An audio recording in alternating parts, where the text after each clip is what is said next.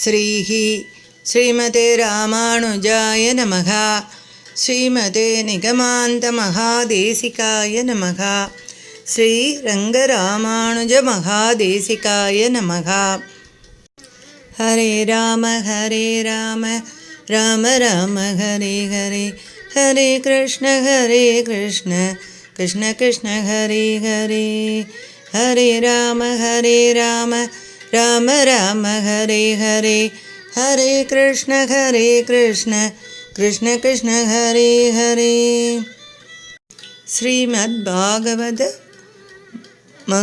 மகாத்மியம் செவிக்கினிய கதை. இங்கனம் துந்துகாரியின் தந்தை காட்டிற்கு சென்று விட்டார். பிறகு துந்துகாரி பணம் எங்கே என்று கேட்டு தாயை மிகவும் கொடுமைப்படுத்தினான்.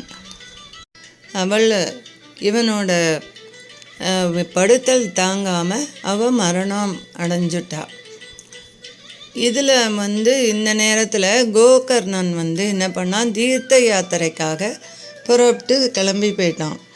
அந்த கோகர்ணனுக்கு துக்கமும் கிடையாது, சுகமும் கிடையாது, சத்ருவும் கிடையாது, பந்துவும் கிடையாது. அவன் பரம விரக்தனாக இருந்தான். ஆனால் இந்த துந்துகாரி ரொம்ப மோசமான தொழிலெல்லாம் செஞ்சு திருடி எல்லாரையும் துன்புறுத்தி நிறையா பணம்லாம் சேர்த்துண்டு ரொம்ப இப்படியே பண்ணின்னு இருந்தான்.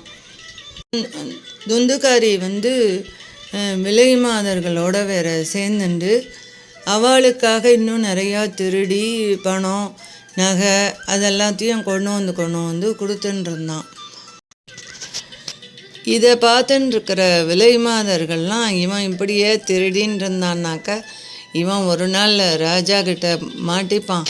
அப்புறம் இவனுக்கு தண்டனை வந்துடும். அப்புறம் நமக்கு இந்த பணமும் நகையெல்லாமும் நம்மளை விட்டு போயிடும். அதனால் இவனை நம்ம விட்டு வைக்கக்கூடாதுன்னு அந்த விலை மாதர்களை சேர்ந்து இவனை மரணமடைய பண்ணிட்டா. ஆனால் இது ஊரில் யாருக்கும் தெரியாமல் போயிடுது. எல்லோரும் எங்கே இவன் அப்படின்னு கேட்குறச்சே அவள் என்ன சொல்லிட்டா, அவன் இந்த மாதிரி தூர தேசம் பிரயாணம் பண்ணிட்டான், ஒரு வருஷம் கழித்து தான் வருவான்னு ஊரில் இவாள்லாம் எல்லார்கிட்டையும் சொல்லின்னு இருந்தாலாம். இந்த துந்துகாரி அவன் நிறைய பாபகர்மா பண்ணதுனால அவன் இந்த சுழற் காற்ற மாதிரி ஒரு உருவம் எடுத்துட்டு ரொம்ப கஷ்டப்பட்டுண்டு 10 திசையிலையும் பறந்து ஓடி ரொம்ப குளிர் வெயில் ஆகாரம் இல்லாமல் தாகம் எடுத்து தெய்வமேனு அடிக்கடி புலம்பிண்டு ரொம்ப கஷ்டப்பட்டுண்டு இருந்தானாம். இப்படியே கொஞ்ச காலத்துக்கு அப்புறம் கோகர்ணன் இந்த லோகத்தார் எல்லார் மூலியமாகவும் இந்த துந்துகாரி மரணம் அடைஞ்சிட்டான் அப்படின்னு கேள்விப்பட்டான். கேள்விப்பட்டு அவனுக்கு அவன் ரொம்ப அநாதனாச்சே, அவனுக்கு யாரும் கிடையாதுன்னு சொல்லிட்டு இவனே அவனுக்காக கயா சிராத்தம்லாம் பண்ணினான். எந்தெந்த புண்ணிய தீர்த்தத்துக்கெல்லாம் அவன் போனானோ அங்கெல்லாம் இவனுக்காக அவன் பகவானை வேண்டிண்டு சிராத்த காரியம் எல்லாம் பண்ணின்னு வந்தான். அப்போ இப்படி எல்லாம் வரைச்சே கடைசியில் அவனோட ஊருக்கே வந்துட்டான். சேர்ந்துட்டு ராத்திரி படுத்துண்டு அவன் வீட்லேயே படுத்துண்டு தூங்கிட்டான். அப்போ கோகர்ணன் படுத்து தூங்கின்னு இருக்கச்சே ராத்திரியில் துந்துகாரி ரொம்ப பயங்கரமான உருவத்தை அவனுக்கு ஏற்ற மாதிரி பயங்கரமான உருவத்தோடு வந்தான். ஆனால் கோகர்ணன் நல்ல தைரியசாலிங்கிறதுனால அவன் இவனை பார்த்து சரி இவன் ஏதோ துர்கதி அடைஞ்சவன் தான் இந்த மாதிரி பண்ணின்னு இருக்கான்னு சொல்லிட்டு, நீ யார், எதுக்காக இந்த மாதிரி பயங்கரமாக வந்துன்ருக்க, என்ன எனக்கு உண்மையை ஒழுங்காக சொல்லு அப்படின்னு இவன் அவனை கேட்டான். ஆனால் துந்துகாரியால் எதுவும் சொல்ல முடியல, அவனால் பேசவே முடியல. அந்த மாதிரி அவன் இவனை பார்த்துட்டு ஏதோ கஷ்டப்பட்டு இருந்தான். அப்போ உடனே கோகர்ணன் என்ன பண்ணான், அவன் மேலே தீர்த்தத்தை எடுத்து புரோஷனம் பண்ணான். அந்த தீர்த்தம் புரோஷனம் பண்ண உடனே அவனோட பாவம் தீர்ந்து போயிட்டு அவன் பேச ஆரம்பிச்சிட்டான். அப்போ அவன் கோகர்ணனை பார்த்து சொல்கிறான், வாராய் கோகர்ணனே, நான் உன்னோட பிராத்தா தான், துந்துகாரிங்கிறவன் தான் நான் பேசுகிறேன். என்னோடய பாப கர்மத்தினால நான் இந்த மாதிரி கஷ்டப்பட்டுருக்கேன். நான் பண்ண பாவத்துக்கு கணக்கே இல்லை, எல்லாரையும் இம்சப்படுத்தியிருக்கேன். நீ தான் என்னை சீக்கிரமாக இந்த ஆபத்துலேருந்து என்னை காப்பாற்றணும் அப்படின்னு கோகர்ணனை பார்த்து கேட்டான். அதுக்கு கோகர்ணன் நான் உனக்காக தானே விதிப்படி நான் எல்லா தீர்த்தத்துலேயும் கயாஸ்ராதம்லாம் பண்ணிட்டு வந்திருக்கேனே, இன்னுமா உனக்கு தீரலை அப்படின்னு கேட்டான், முக்தி உண்டாகலை அப்படின்னு கேட்டான். அப்போ துந்துகாரி சொல்கிறான், நீ 100 கயாசிராதம் பண்ணால் கூட என்னோட இது தீராது. நான் அவ்வளவு பாவம் பண்ணியிருக்கேன், எனக்கு அதனால் முக்தியே உண்டாகாது. அதனால் நீ வேறு ஏதானு ஒரு நல்ல உபாயம் இருந்தால் பண்ண அப்படின்னு அவங்ககிட்ட கேட்குறான். இதை கேட்ட உடனே கோகர்ணனுக்கு ரொம்ப ஆச்சரியமாக போயிடுது. 100 கயாசிராதம் பண்ண கூட உனக்கு மோட்சம் கிடைக்கலன்னாக்க நான் இதுக்கு மேலே என்ன பண்ண முடியும்னு எனக்கு தெரியல. சரி, நீ பயப்படாமல் உன்னோட இடத்துக்கு போ, நான் யோசிக்கிறேன், யோசித்து என்ன பண்ணலான்னு பார்க்குறேன் அப்படின்னு சொல்லி அனுப்புகிறான் அவனை. கோகர்ணன் நைட்டு ஃபுல்லாக இவனுக்காக என்ன பண்ணலான்னு யோஜனை பண்ணிகிட்டே இருந்தான். இருந்ததும் அதுக்குள்ளே பொழுது விடிஞ்சு போச்சு. உடனே இவன் ஊருக்கு வந்திருக்கான்னு தெரிஞ்ச உடனே அந்த ஊரில் இருக்கிறவாள்லாம் ரொம்ப ஆசையோடு இவனை பார்க்குறதுக்கு ஊருக்காரா எல்லாரும் வந்திருக்கா. வந்த உடனே இவன் அவாக்கிட்ட இந்த மாதிரி நடந்ததெல்லாம் சொல்லியிருக்கான். நிறையா வித்வான்களும் யோகிகள் ஞானிகள் எல்லாருமே எல்லா சாஸ்திரத்தையும் ஆராய்ஞ்சு பார்த்துருக்கா. பார்த்துட்டு இவனுக்கு என்ன மோட்ச உபாயம் இருக்குன்னு யாருக்குமே புரியல, என்ன பண்ணலான்னு யாருக்குமே தெரியல. அப்புறம் எல்லாருமா சேர்ந்து சரி சூரியனை உபாசனை பண்ணலாம், சூரியனை உபாசிச்சாதான் இவனோட மோட்ச உபாயத்தை சூரியனே சொல்லணும் அப்படின்னு சொல்ல வேணும்னு நம்ம பிரார்த்தனை பண்ணிக்கலான்னு எல்லாருமா முடிவெடுக்கிறா. இப்போ கோகர்ணன் அவனோட யோகத்தினால சூரியனோட வேகத்தை அப்படியே நிறுத்தி அந்த சூரியனை பார்த்து, நீ தான் ஜகத்துக்கெல்லாம் சாட்சியாக இருப்பவனே, நீ என்னோட பிராத்தாக்கு முக்தி உபாயத்தை சொல்லு அப்படின்னு வேண்டினான்.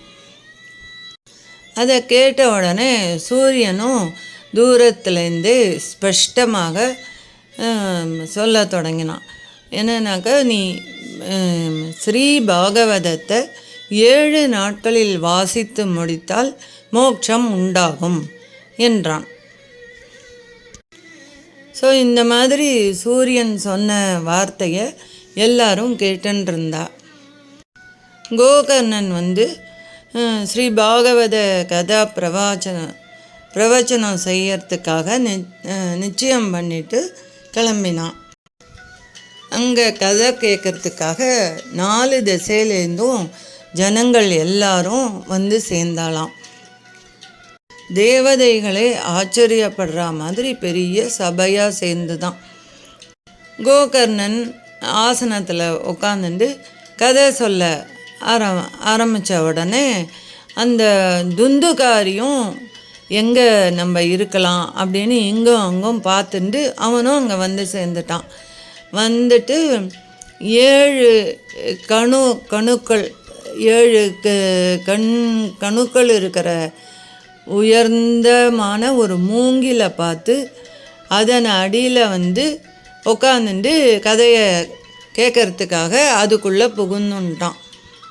ஏன்னா வெளியில் வாயு ரூபத்தில் அவனால் இருக்க முடியலங்கிறதுனால அந்த மூங்கிலுக்குள்ளே பூந்துண்டு நின்றுருந்தான்.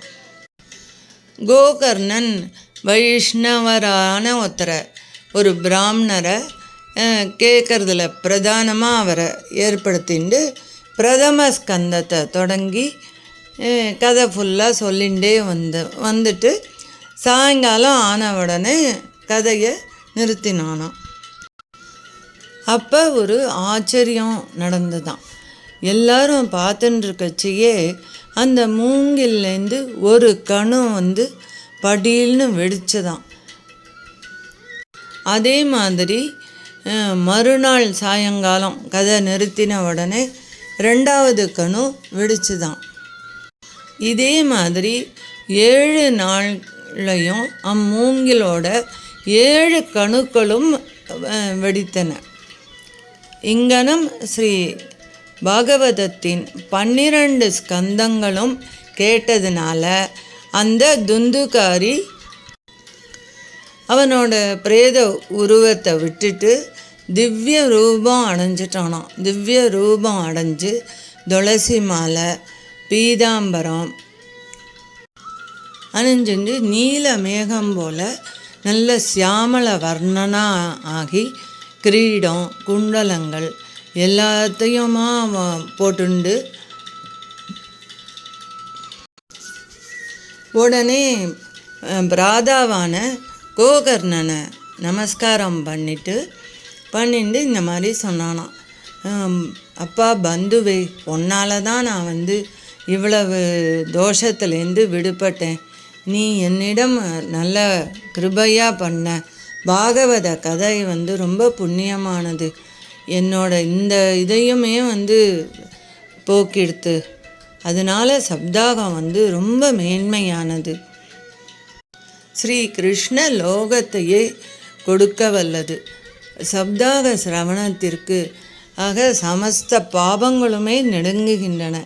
இது எத்தகைய கொரூரமான பாபத்தையும் அக்னி சமித்துக்களை கொளுத்துவது போல் கொளுத்திவிடும். இந்த ஸ்ரீ பாகவத கதையை ஒரு தடவையாவது கேளாதவனுக்கு ஜென்மம் பயனற்றதாக தான் இருக்கும். சுகசாஸ்திரமாக இருக்கிற இந்த பாகவத கதையை கேட்காம சரீரத்தை போஷிச்சுண்டு வருவதால் என்ன உபயோகம்? சரீரம் நிலையற்றது, தோலை மேல் மூடி இருக்கிறது, உள்ள துர்கந்தமான மாம்சம்தான் இருக்குது. கிழத்தனம், சோகம், ரோகம் எல்லாம் அந்த மாதிரி பல ஆபத்துக்களை உடையது. எவ்வளவு சாப்பிட்டும் நம்ம மேலே மேலே ஆகாரத்தை விரும்புமே இது போரும்னு நினைக்காது. இந்த மாதிரி பல தோஷங்களுக்கு இடமாக இருக்கிறது. ஒரு க்ஷணத்தில் நாசமும் அடையக்கூடியது. இப்படிப்பட்ட சரீரத்தினால் ஸ்திரமான காரியத்தை ஏன் சாதிக்கலாகாது? காலம்பரை சமைச்ச சாப்பாடு சாயங்காலத்துக்குள்ளே கெட்டு போய்டுறது. இந்த சாப்பாட்டை சாப்பிட்டு நம்ம வளர்க்கிற சரீரம் எப்படி நமக்கு சாஸ்வதமாக இருக்கும்? இந்த சப்தாக சிரவணத்தினால விஷ்ணுவோட சமீபமே நமக்கு கிடைக்கும். அதனால் சம்சாரம் தீர்றதுக்கு முக்கியமான உபாயம் இது. ஞான சூன்யமாக இருக்கிற மூங்கிலுக்கு கூட கதை கேட்கறதுனால கணுக்கள் பிளந்தன. அப்படி இருக்கிறப்ப நம்மளோட அஞ்ஞானங்கிற கணுக்கள்லாம் தாராளமாக பிளந்து போகுமே. சப்தாக சிரவணம் செய்தால் மனத்தில் உள்ள அஞ்ஞானம் எல்லாம் தீரும், சமஸ்த சம்சயங்களும் தொலைஞ்சிரும், சமஸ்த கர்மங்களும் சீனித்து போயிடும். சம்சாரமாகிற சேற்றை அலம்பி சுத்தி செய்யும். புண்ணிய தீர்த்தமாகிற ஸ்ரீ பாகவத கதை ஹிருதயத்தில் இருக்குமாயின் மோட்சம் கையில் இருப்பதாகவே பண்டிதர்கள் நிர்ணயித்திருக்கிறார்கள் என்றான்.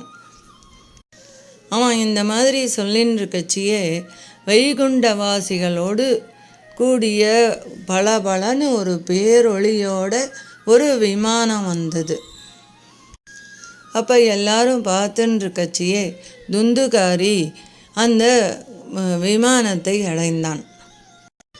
கோகர்ணன் அந்த விமானத்தில் உள்ள வைஷ்ணவாலை பார்த்து, நான் கதை சொல்ல கேட்டவர் பலரும் பாவமற்றவராய் இருக்கையில் அவர்களுக்கும் ஒரே காலத்தில் விமானங்களை ஏன் கொண்டு வரவில்லை? இங்கே எல்லாரும் சமமாதானே கேட்டுருந்தா, பலத்தில் மாத்திரம் ஏன் இவ்வளவு பேதம் உண்டாயிற்று? வாரீர் வைஷ்ணவர்களே, இதை எனக்கு மொழிவீர்களாக என்றான். வைஷ்ணவாலும் அவனை பார்த்து, கேட்டதில் பேதம் இருக்கிறதுனால தான் பலத்துலேயும் பேதம் இருக்குது. எல்லாரும் கேட்டார்கள்ங்கிறது வாஸ்தவம்தான். ஆனால் எல்லாரும் அந்த மாதிரி அதை மனசில் வாங்கிக்கல. ஆகையால் பலத்தில் பேதம் இருக்குது. இந்த துந்துக்காரி இந்த 7 ராத்திரியையும் உபவாசம் இருந்து கதை கேட்டான். ஊக்கமுள்ள மனத்தோடு அதை கவனித்து கேட்டான். மன ஊக்கமே இல்லாமல் சும்மா கேட்கறது வீணான செயல் தானே. உறுதியே இல்லாத ஞானம், ஊக்கமே இல்லாத கேள்வி, நம்பிக்கை இல்லாமல் மந்திரம், மன நிலைமையே மனசே அதில் போகாமல் ஜபம் பண்ணுறது, வைஷ்ணவரே இல்லாத தேசம், சத்பாத்திரமே இல்லாத சிராத்தம், வேதம் ஓதாதவனுக்கு கொடுத்த தானம், ஆச்சாரமே இல்லாத குலம், இதெல்லாம் பயனற்றவை தானே. முக்கியமாக கதை கேட்குறதுக்கு குருவோட வாக்கியத்தில் விஸ்வாசம் இருக்கணும். அப்புறம் நம்ம தீனன் தான் அப்படிங்கிற எண்ணம் நமக்கு வேணும். நமக்கு இதை விட்டால் வேறு கதி இல்லை அப்படிங்கிற மனோபாவம் நமக்கு வேணும். மன ஊக்கம் நல்ல குறையே இல்லாமல் இருக்கணும். இந்த மாதிரி நியமத்தோடு இருந்தால் தான் கேட்டாக்க நமக்கு பலன் உடனே கிடைக்கும். இந்த மாதிரி எல்லாரும் கேட்டால் எல்லாருக்குமே வைகுண்ட லோகத்தில் இடம் கிடைக்கும். வாராய் கோகர்ணனே, உனக்கு பகவான் தானே கோலோகம் கொடுப்பான், இது நிச்சயம் அப்படின்னு அவளாம் எல்லாரும் சொல்லிட்டு வைகுண்டம் போய் சேர்ந்தாளாம். பிறகு கோகர்ணன் சிரவண மாதத்தில், அதாவது ஆவணி மாதத்தில் சப்தாக விதிப்படி திருப்பியும் கதை சொல்ல தொடங்கினான். அப்போ முதல்ல கேட்டவாளே திருப்பி அந்த நியமத்தோட 7 ராத்திரிகள் கதை கேட்டாளாம். நாரதனே, கதையின் முடிவில் நடந்ததை சொல்கிறேன் கேட்பாயாக. விமானங்களோட பக்தர்களோட சாட்சாத் பகவான் தானே அங்கே ஆவிர்பவித்தான். ஜெய சப்தங்களும் நம சப்தங்களும் அங்கு பெருங்கோஷமாக இருந்தன. ஸ்ரீஹரி அவ்விடத்தில் சந்தோஷத்தினால் பாஞ்சஜன்ய துவனி செய்தான். கோகர்ணனை ஆலிங்கனம் செய்து அவனுக்கு தன்னுடைய சாரூபியத்தை கொடுத்தான். கேட்ட மற்ற எல்லாருக்கும் ஒரு க்ஷணத்துக்குள்ள நீல மேகம் போல கருத்த பீதாம்பரம் உடுத்திண்டு கிரீடம் குண்டலம் எல்லாம் அணிந்து அவனோட சொரூபத்தையே எல்லாருக்கும் கொடுத்து கிருபை செய்தான். அப்போ கோகர்ணனுடைய கிருபையினால் அவ்வூரில் சண்டாளர் வரையில் உள்ள சகலமான ஜீவராசிகளும் விமானங்களில் ஸ்தாபிக்க பெற்றார்கள். அவர்கள் எல்லாரும் யோகிகள் சேரும்படியான தன்னுடைய லோகத்திற்கு பகவானால் அனுப்ப பெற்றார்கள். கோகர்ணனை பகவான் தானே கோலோகத்திற்கு அழைத்து கொண்டு போனான். முன்பு ஸ்ரீராமன் அயோத்தியில் உள்ளவர்கள் எல்லாரையும் அழைச்சென்று போன மாதிரி ஸ்ரீ பாகவதம் கேட்ட ஜனங்கள் எல்லாரையும் ஸ்ரீ கிருஷ்ணன் யோகிகளுக்கு சந்திர சூரியர்களுக்கும் அடைய முடியாத கோலோகத்திற்கு அழைத்து கொண்டு போனான். நாரதரே, இது ஸ்ரீ பாகவத கதையின் மகிமைக்கு நிதர்சனமான இதிகாசம். சித்திரகூடத்தில் வாசம் செய்கின்ற சாண்டில்ய முனிவர் புண்ணியமான இந்த இதிகாசத்தை பிரம்ம ஆனந்தத்துடன் படித்து கொண்டிருப்பார். இந்த இதிகாசத்தை ஒரு தடவை கேட்பாராயின் இது அவர்களுடைய சமஸ்த பாப சமூகங்களையும் பஸ்பம் செய்யும். சிராத்த காலங்களில் படிப்பார்களாயின் பித்ரு தேவதைகளுக்கு மேலான திருப்தியை விளைக்கும். தினந்தோறும் இதை பாராயணம் செய்வார்களாயின் இது மோட்சத்தை கொடுக்கும் என்றார்கள். அங்கனம் சனகாதி முனிவர்கள் நாரதருக்கு பாகவத கதையின் மேன்மையையும் மகிமையையும் அதற்கு நிதர்சனமான இந்த இதிகாசத்தையும் சொல்லி மேல் சப்தாக சிரவணம் நடத்த வேண்டிய கிரமங்களையும் அதற்கு வேண்டிய சகாய திரவிய சம்பத்துக்களையும் அந்த தர்மத்தை நடத்தும் காலத்தில் அனுஷ்டிக்க வேண்டிய உபவாசாதி நியமங்களையும் கிரமமாக விவரித்தார்கள். பாகவத பாராயணம் முடித்த பின் சாந்திக்காக நடத்த வேண்டிய பிராமண போஜனம் தர்மங்களையும் விவரித்தார்கள். அங்கனம் சப்தாக விதியின்படி ஸ்ரீ பாகவத கதையை நாரதருக்கும் அங்குள்ள மற்ற ஜனங்களுக்கும் முதலே பிடித்து கடைசி வரை விடாமல் விஸ்தாரமாக சொல்லி முடித்தார்கள். கதை கேட்ட பின்பு பகவானை விதியின்படி ஸ்தோத்திரம் செய்தார்கள். அதெல்லாம் முடிந்த பிறகு ஞான பக்தி வைராகியங்களுக்கு நல்ல புஷ்டியும் பரிபூர்ண சிறந்த யௌவனமும் உண்டாயின. நாரதரும் தன் மனோரதம் கைகூட பெற்று கிருதார்த்தரானார். அவர் உடம்பெல்லாம் மயிர்கூச்சல் உண்டாக பெற்று மகத்தான ஆனந்த சாகரத்தில் முழுகினார். பகவானிடத்தில் மிகுந்த பிரீதியுடைய நாரதர் இங்கனம் கதை கேட்டு சந்தோஷத்தினால் தழதழத்த உரையுடன் கைகூப்பிக் கொண்டு, குமாரர்களே, கருணாநிதிகளான உங்களால் நான் அனுகிரகிக்கப்பட்டு தன்யனானேன். சமஸ்த பாபங்களையும் போக்குபவன் ஆகையால் ஹரி என்னும் பேருடைய பகவான் எனக்கு இப்பொழுது கைப்பட்டான். தவத்தை தனமாக உடையவர்களே, ஸ்ரீ பாகவத கதையை கேட்பது சமஸ்த தர்மங்களை காட்டிலும் மேம்பட்டது என்று நினைக்கிறேன். ஏனெனில் இதனால் வைகுண்ட நாதனாகிய ஸ்ரீ கிருஷ்ணன் கைப்படுகிறான் என்றார். இங்கனம் அந்த உத்தமரான நாரதர் சொல்லி கொண்டிருக்கும்போது யோகிகளில் சிறந்த சுக முனிவர் அங்கும் இங்குமாக சுற்றி கொண்டு இந்த இடத்துக்கு வந்துட்டார். அவர் 16 வயசு பாலன் போன்றவர். வியாச மகரிஷியோட புதல்வர். ஞானமாகிற சமுத்திரத்தை கரை புரண்டு வளரும்படி செய்வதில் சந்திரன் போன்றவர். ஆத்ம லாபத்தில் சந்தோஷம் அடைஞ்சு எதுலேயும் குறையே இல்லாதவர். அவர் ரொம்ப பிரீதியோட பாகவதத்தை கொஞ்சம் கொஞ்சமாக படிச்சுட்டே கதையோட முடிவு வரைச்சே இந்த இடத்துக்கு வந்துட்டார். அந்த முனிவர் வந்த உடனே எல்லாரும் எழுந்து ரிஷியான நாரதரும் எல்லாருமா சேர்ந்து அவரை பிரீதியோட பூஜை பண்ணலாம். அவரும் சுகமாக உட்காந்துட்டு இவ எல்லாரையும் பார்த்து, பண்டிதர்களே, ரசிகர்களே, பிழைக்க விருப்பம் உடையவர்களே, இந்த பாகவதம் வேதமாகிற கல்ப விருட்சத்தில் உண்டான பழம். இது அமிர்தம் போல ருசியாக இருக்கும். சுக மகர்ஷியாகிற கிளியின் முகத்தினின்று நழுவினது.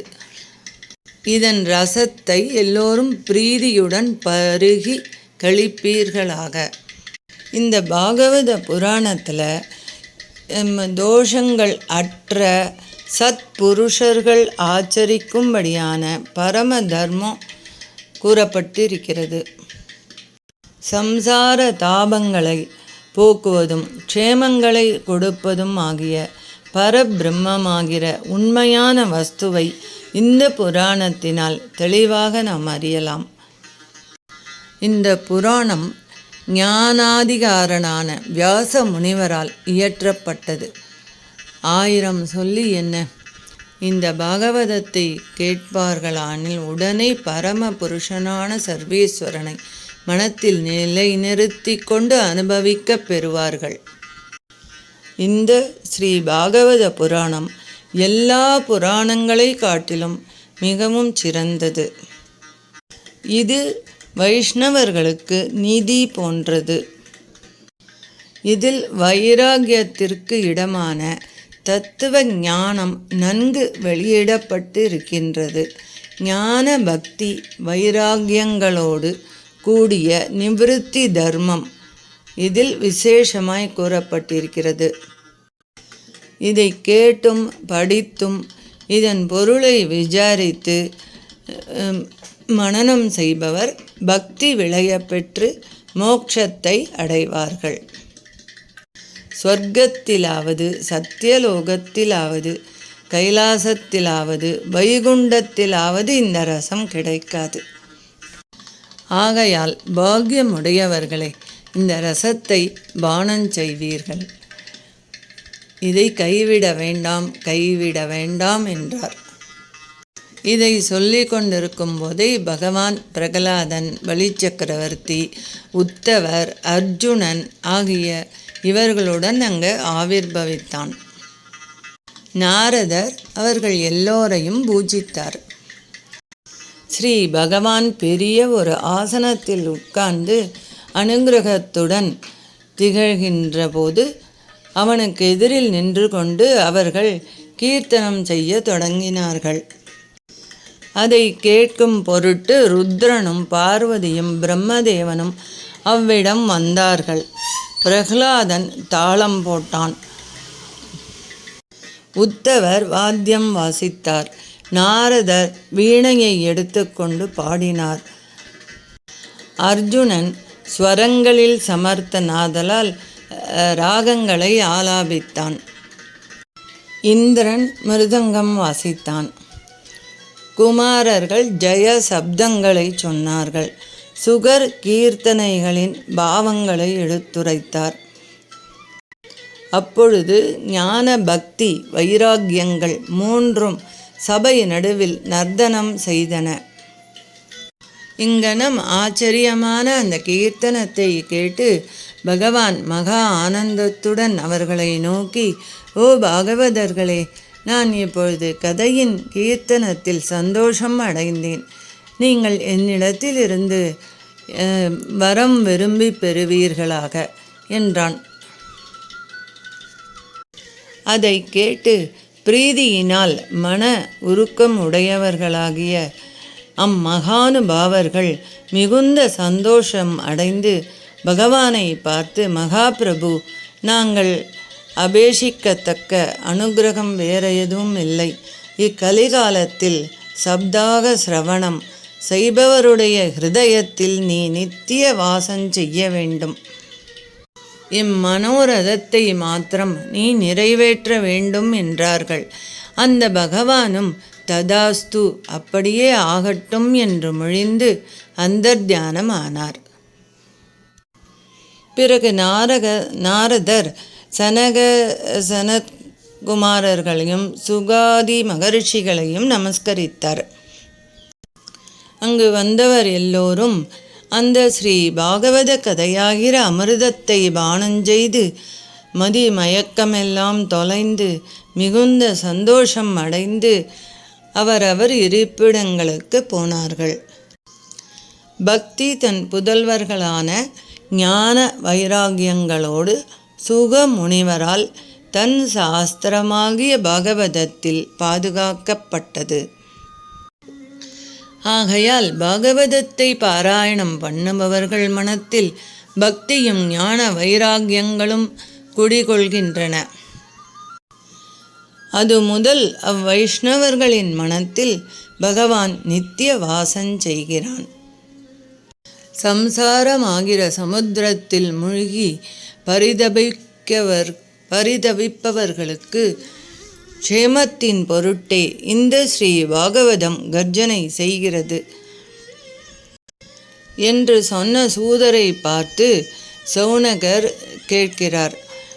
வாரீர் சூதரே, சுகமுனிவர் பரீட்சித்துக்கு மன்னவனுக்கு இந்த பாகவத கதையை எப்பொழுது சொன்னார்? கோகர்ணன் துந்துகாரிக்கு சொன்னது எப்போது? நாரதருக்கு சனகாதிகள் சொன்னது எப்போது? எனக்குள்ள இந்த சந்தேகத்தை தீர்ப்பீராக என்றார். அதை கேட்ட சூத பௌராணிகரும் சௌனகரை பார்த்து, வாரீர் மாமுனியே, ஸ்ரீ கிருஷ்ணன் பூலோகத்தை விட்டு புறப்பட்டு போன நாள் முதல் 30 வருஷங்கள் சென்ற பின்பு புரட்டாசி மாதத்தில் நவமி அன்று தொடங்கி சுகர் பரீட்சித்துக்கு இந்த கதையை உபதேசித்தார். பரீட்சித்து கேட்டதற்கு மேல் கலியில் 200 வருஷங்கள் சென்ற பின்பு ஆனி மாதத்தில் சுக்லபத் பக்ஷத்து நவமி என்று தொடங்கி கோகர்ணன் சொன்னான். அது முதல் 130 வருஷங்கள் சென்ற பின் கார்த்திகை மாதத்தில் சுக்லபக்ஷத்து நவமி என்று தொடங்கி பிரம்மகுமாரர்கள் நாரதருக்கு சொன்னார்கள். கலிகாலத்தில் சம்சாரமாகிற ரோகத்தை போக்கும் மருந்து ஸ்ரீ பாகவத கதை ஒன்றே என்று நிச்சயிக்கப்பட்டிருக்கிறது. இது ஸ்ரீ கிருஷ்ணனுக்கு மிகவும் பிரியமாயிருக்கும். சமஸ்த பாபங்களையும் போக்கும் மோட்சத்திற்கு முக்கிய சாதனம் பக்தியை வளர்க்கும். இந்த ஸ்ரீ பாகவத கதையை பிரீதியுடன் கேட்பீர்களாக. லோக சம்ஹாரனான யமனும் தன் தூதர்களிடம் அவருடைய காதோடு ஏகாந்தமாக, வாரீர் தூதர்களே, பகவானுடைய கதைகளை கேட்பதில் மன ஊக்கமுடைய மகானுபாவரிடம் போக வேண்டாம். அவர்களை கண்டால் கையும் பாசமுமாயிருக்கும் பயங்கர வேஷத்தை விட்டு பக்தி ஸ்ரத்தையுடன் பணிந்து செல்வீர்களாக. நாம் மற்றவர்களுக்குத்தான் பிரபுவே தவிர வைஷ்ணவர்கள் விஷயத்தில் நாம் பிரபுக்கள் இல்லை, அவர்களே நமக்கு பிரபுக்கள் ஆவார் என்றான். ஆகையால் எவன் இந்த ஸ்ரீ பாகவத கதையை பிரீதியுடன் படிப்பானோ, எவன் பக்தியுடன் கேட்பானோ, அவனுக்கு எப்படிப்பட்ட மனோரதமும் கைகூடாதது அன்று, எல்லாம் கைகூடும் என்று சூத பௌராணிகர் சௌனக முனிவர்க்கு சொன்னார். இந்த ஸ்ரீ பாகவத மகாத்மியம் ஸ்ரீ பாத்ம புராணத்தில் உத்தர காண்டத்தில் 6 அத்தியாயங்களால் கூறப்பட்டுள்ளது. சர்வம் ஸ்ரீ கிருஷ்ணார்ப்பணமஸ்து. அடியேன் ராமானுஜதாசன். லோகா சமஸ்தா சுகினோ பவந்து. சர்வே ஜனா சுகினோ பவந்து.